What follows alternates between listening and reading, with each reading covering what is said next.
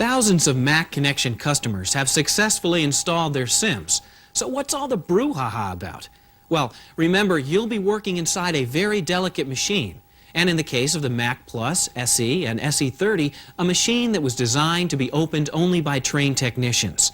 So you need to work slowly and carefully. We suggest that you keep the instruction booklet that came with your SIMM order in front of you during the actual installation. And if you get stuck, refer back to the video.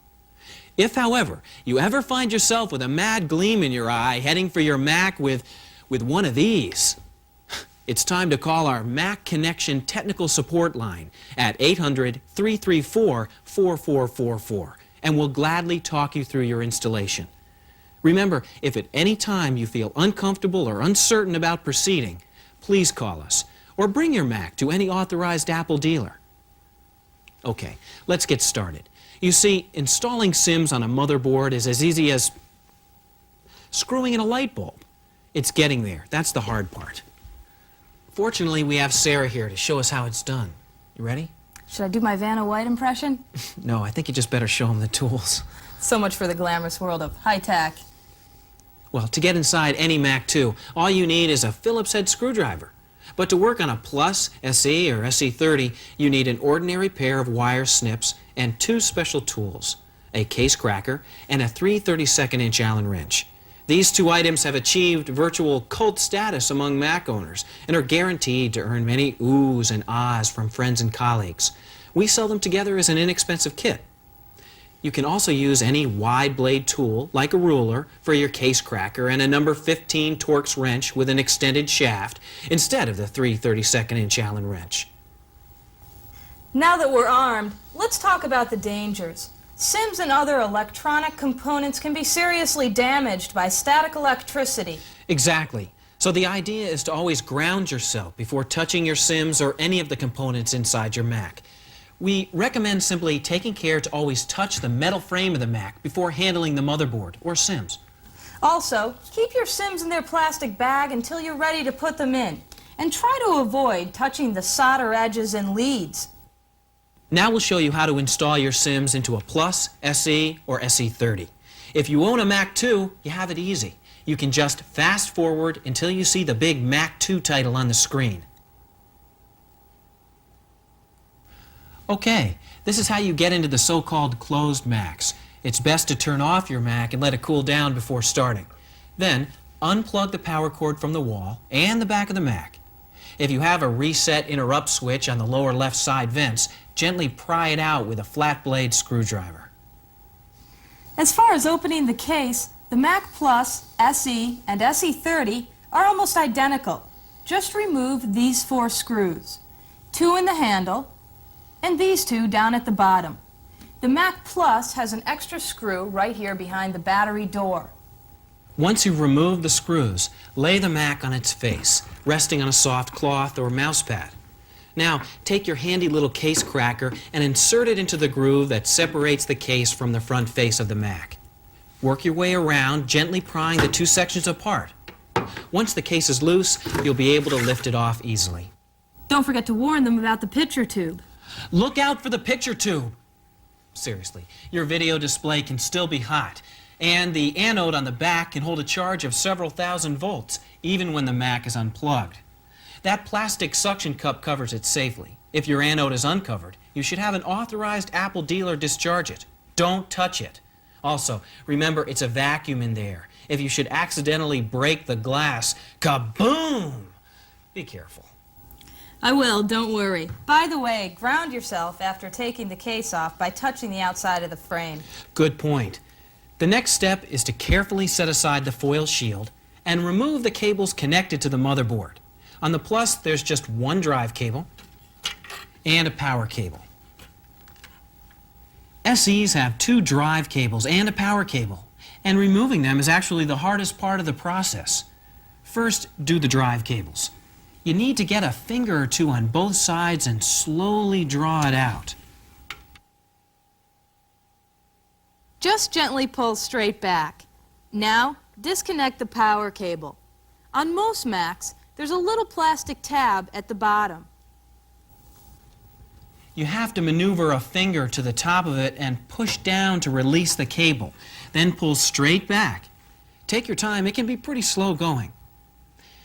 If you have a Plus, you can now just pull the motherboard up and out of the frame. On both the SE and the SE30, you also have to remove the speaker cable. Pull the motherboard up a little until the tabs here line up with the notches on the frame and swing it out from the frame. Now disconnect this last cable and take the motherboard out and lay it down on your table or a mouse pad. The hard part's over. Now we're ready to install the SIMMs. They are installed in sets or banks of 2 on the Plus and SE and 4 on the SE30. And all SIMMs in a set must be the same size and speed. So be careful not to mix your old 256K SIMMs with your now new 1 meg SIMMs. For Mac Plus, SE, and SE30 installations, we recommend starting by removing all your original 256K SIMMs, even though you may be putting some back. Doing so makes it easier to install the new SIMMs in the slots where they belong. To remove SIMMs, spread the clips on both sides and press the SIMM forward past the clips. It's a little hard to see, so take a good look at the graphic. I just gently push out to the sides, and I can push the SIMM forward and out. To install SIMMs, just reverse the process. I make sure the solder edge is completely seated in the socket, and then push gently until the clips snap in front. You know you have it right when the little socket pegs fit into the holes on the edge of the SIMM. Now let's look at where the new SIMMs go on the different types of motherboards. Here's the Mac Plus motherboard with the 4 256K SIMMs already removed. If you're installing 2 1 meg SIMMs, put them in the slots closest to the center of the board. And put 2 of the original 256K SIMMs in the outer 2 slots. If you're installing 4 meg, simply fill all 4 slots. Once your SIMMs are in place, take your wire snips and find the R8 resistor on your Mac Plus. It's up here near the ports. Clip right through one leg and bend it away to prevent contact. Otherwise, your Mac won't believe you have more memory. Now for the SE. There are actually 2 types of SE motherboards. See that jumper? If you don't have one, you have the original SE. On an original SE, you can either fill all 4 slots with 1 meg SIMMs or put the 1 meg SIMMs in slots 1 and 2. These 2 slots closer to the middle. And reinstall your 256K SIMMs in slots 3 and 4 on the outer edge. Then find the resistor labeled R35 near slot 1. Clip it and bend it away just like we showed on the Mac Plus. Now let's look at the newer SE. If you do have a jumper, you have the Dip SIMM SE. You can either just replace all 4 256K SIMMs with 1 meg SIMMs or replace the 256K SIMMs in slots 3 and 4. You see, it's the opposite of the older SE model. The new 1 meg SIMMs go in these 2 slots on the outside, and you put 2 of the 256K SIMMs back in slots 1 and 2. No matter how much memory you're adding, you should remove the jumper completely. The only exception is in that rare case that you're just adding 2 meg and don't want to put back 2 of your original 256K SIMMs in the empty slots. Then you have to move the jumper to a different set of pins. See our instruction booklet for details. By the way, that R35 resistor is still there on some of the newer SE boards, but just leave it alone. Do not, repeat, do not clip it if your board has a jumper. Now, by the time the SE30 came out, Apple knew that Mac users wanted more power. So installing more memory in that model is almost as easy as a Mac 2. At least there are no resistors to clip or jumpers to jump when you add memory. First, take the 4 original 256K SIMMs from Bank A, these 4 slots here, closest to the front edge, and replace them with 1 meg SIMMs. Then either reinstall the original 256K SIMMs in the 4 open slots of Bank B for 5 meg total, or put in 4 more 1 meg SIMMs for a total of 8 meg. All set. We're ready to reassemble these Macs.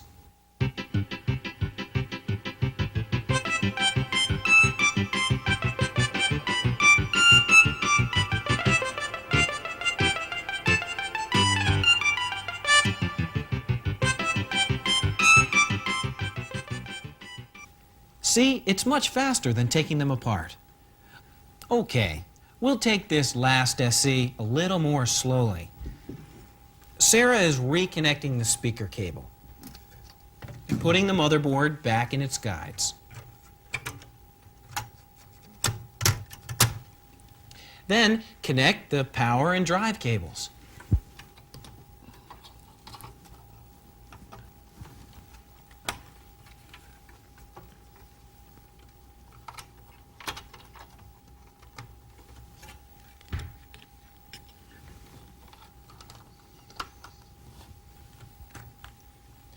Replace the shield.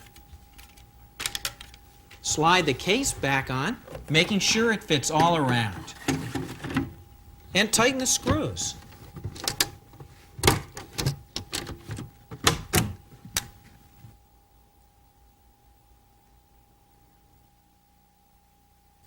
Now turn on your Mac and select About the Finder from the Apple menu. The correct amount of memory should appear there. If you get the flashing question mark, or the sad Mac icon, or a blank screen, or if the Mac doesn't recognize the correct amount of memory, open up your Mac. It's much easier the second time. Just make sure all the SIMMs are seated correctly and in the correct banks, and that you remove the jumper or clip the resistor if appropriate. If you still have problems, call Mac Tech Support at 800-334-4444. Now let's move on to the Mac 2s.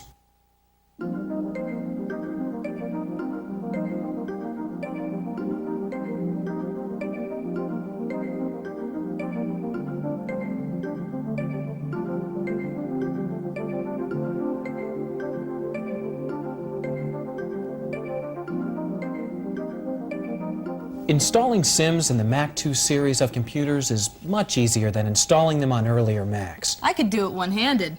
Another time.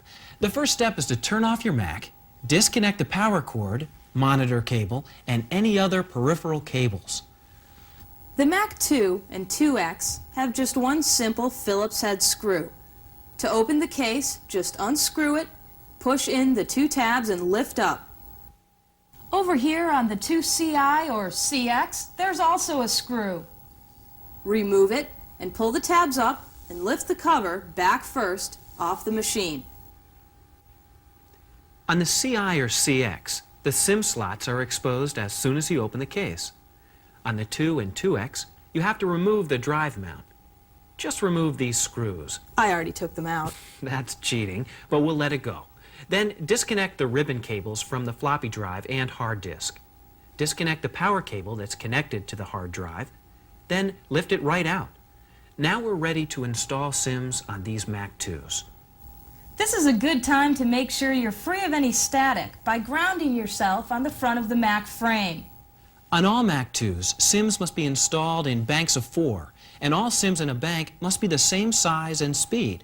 So be careful not to mix your old 256K SIMMs with your new 1 meg SIMMs. In most cases, you'll be removing your 256K SIMMs first. To do so, spread the clips on both sides and press the SIMM forward past the clips. To install SIMMs, just reverse the process. First, I make sure the solder edge is completely seated in the socket, and then push gently until the clips snap in front. You know you have it right when the little socket pegs fit into the holes on the edge of the SIMM. Here's where the SIMMs go on the 2 and 2X. First, remove your 256K SIMMs from Bank A and replace them with 4 1 meg SIMMs. You can also put 4 1 meg SIMMs in Bank B for 8 meg total, or simply reinstall your 256K SIMMs for a total of 5 meg. Either way, these 4 slots closest to the edge must have 1 meg SIMMs in them. Right. You can't just leave the 256K SIMMs in Bank A and put the 1 megs in B. Installing SIMMs in a 2CX is very similar, only now Bank A consists of the slots closest to the drives. These 2 rows. They have to be filled with 1 meg SIMMs, and then Bank B can have either 4 additional 1 megs or your original 256K SIMMs. The CI is just as easy to do, but there are some minor details to consider. First, you have to check to see if you have a non-parity model. Just about everyone does, because the parity option is a special order. To make sure, count the number of chips on one of the SIMMs that's already on the motherboard. If there are 8, you can go right ahead. If you have 9, you have the parity version and need parity SIMMs. Call us at MacConnection for more information. If you're installing 8 1 meg SIMMs into your CI, just take out the 4 256K SIMMs and put a 1 meg SIMM in every slot for 8 meg total. Now, if you are just adding 4 1 meg SIMMs, you can put them right into Bank B, leaving the original 256K SIMMs right where they are in Bank A, for a total of 5 meg. If, however, you want to use those 256K SIMMs elsewhere, you would have to put the 1 meg SIMMs in Bank A. Whichever Mac 2 you have, after installing your SIMMs, double-check that they are seated correctly and installed in the right slots before closing up your Mac. On the 2 and 2X, you'll have to reinstall the drive mount and screw it into place. Remember, this is the floppy cable, this is the hard disk cable, and this is the power cable for the hard drive. Now just close your case, lowering the top until the rear tabs snap into place. On the 2 and 2X, don't forget to put the single screw back in. Reconnect the monitor and peripheral cables and plug the power cord back in. Now you can boot your machine and check your total memory by looking at About the Finder under the Apple menu. If you've added 4 megs, your total should now be 5,120K. If you've added 8 megs, your total should be 8,192K. If your Mac isn't recognizing all that memory, or if you get the flashing question mark, or a blank screen, or a sad Mac icon, reopen your Mac and make sure all the SIMMs are seated correctly. If you still have difficulty, call Mac Tech Support at 1-800-334-4444. We hope that this video has taken some of the mystery out of installing SIMMs. Now that you've watched it, you can probably complete your installation in about half an hour, and even less on Mac 2 by just referring to the manual we sent with your order. And feel free to call our tech department if you get stuck.